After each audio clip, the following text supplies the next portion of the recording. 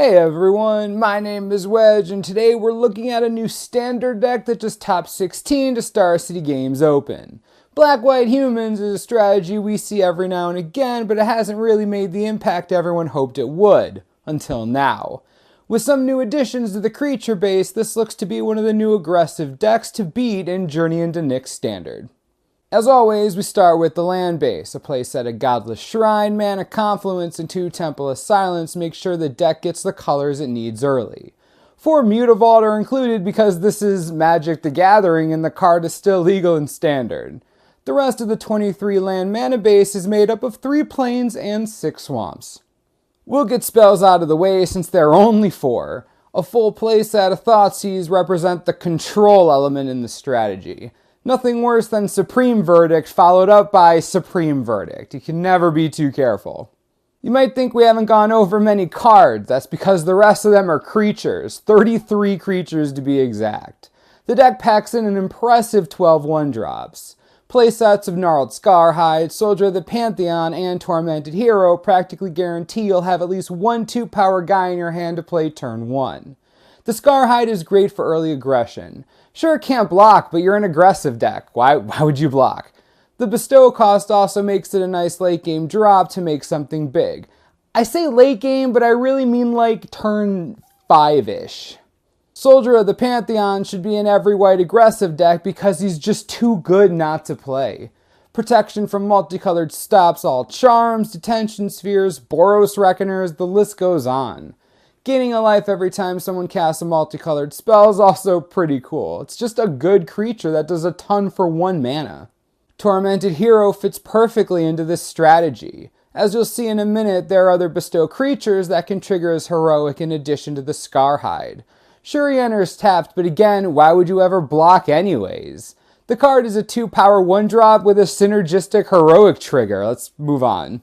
When looking at the 2-drops in this deck, you'll start seeing the enchantment sub-theme going on here. We'll start with 4 Underworld Coinsmith. Sure, 2 for 2 is nothing to write home about, but his ability is pretty useful when you're running a deck with a bunch of enchantments. Speaking of enchantments, our next card is Spiteful Returned. Also a 4 of in the deck, this guy triggers the heroic on Tormented Hero and the constellation on Underworld Coinsmith. Even then, he's still good in his own right. Bestowing for 4 is a reasonable cost when your ability shocks your opponent every time you attack. The +1/+1 doesn't hurt either. It's an underrated card. Next is a 1-of Cartel Aristocrat. Another 2 for 2. She synergizes well with the Athreos we'll talk about in a few minutes. Beyond that, I think there's room to experiment here. I'd consider removing her completely for possibly a Sin Collector. Maybe I just love that card too much, but that's one of my thoughts. The last 2-drop is Hero of Iroas. The Aura Lord Hero of Iroas is crazy good here.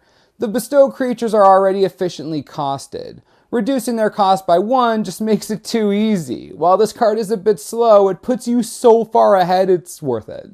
Moving on to the top of our curve, we start with a playset of Herald of Torment.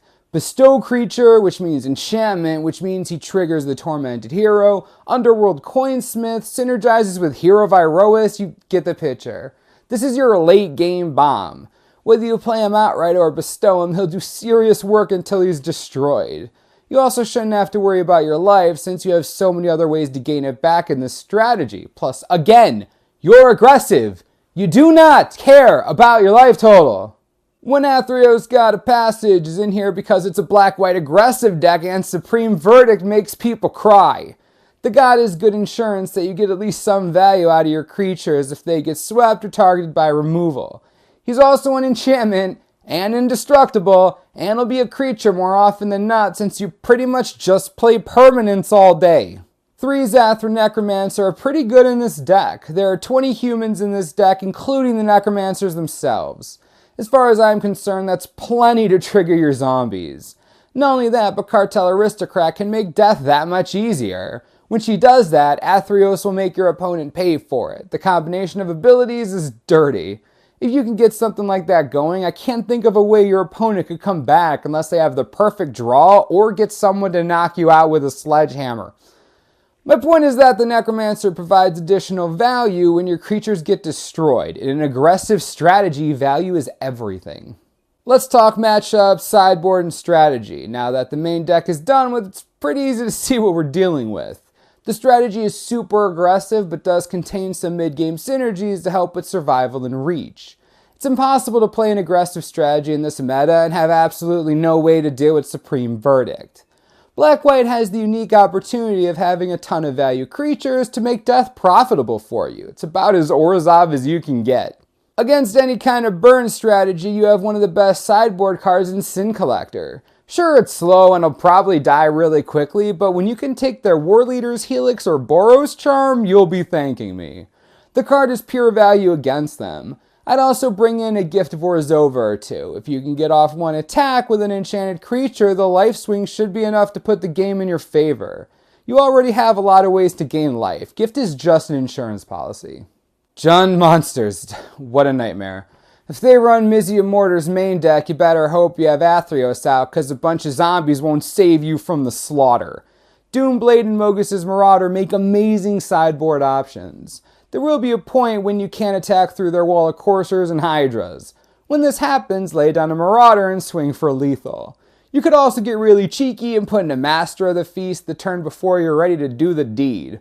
Unless they're packing an Abrupt Decay or Dreadbore in hand, chances are you'll untap with it. Their creatures can't really fight it effectively. The last deck we'll talk about is any control matchup, mainly Esper blue-white. Sin Collector, great here. Grab Sphinx's Revelation, Supreme Verdict, Azorius Charm, it's a great disruptive tool.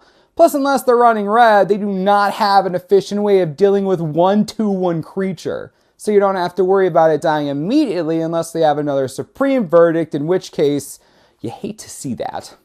I also like Banishing Light out of the board for Planeswalkers. The last thing you want is an Elspeth surviving long enough to take her first breath. After she's done that, because you can't really stop her, you'll want to stop her second breath. That you can do violently. The last card I'll suggest overall is a personal favorite of mine. Orzhov Charm is underrated. It's not the powerhouse that some of the other charms are, but by no means is it useless. The first ability can save your Tormented Hero and Herald of Torment from a removal spell. It can also deal with that annoying Pelucranos that talked bad about your mama. The last ability is just value. You have 12 1-drops. Get them back. Why not? What do you guys think of Black-White Humans? I'm glad the deck is back in action. There's even a lot of flavor synergy here with the Coinsmith, Athreos, and Cartel Aristocrat. It's just an awesome strategy. Let me know if you like the deck and what changes you would make and why in the comments. Remember to subscribe for the latest and most reliable Magic the Gathering information you could ever need. This is the Mana Source. I'm Wedge. Thanks for watching. We'll see you next time.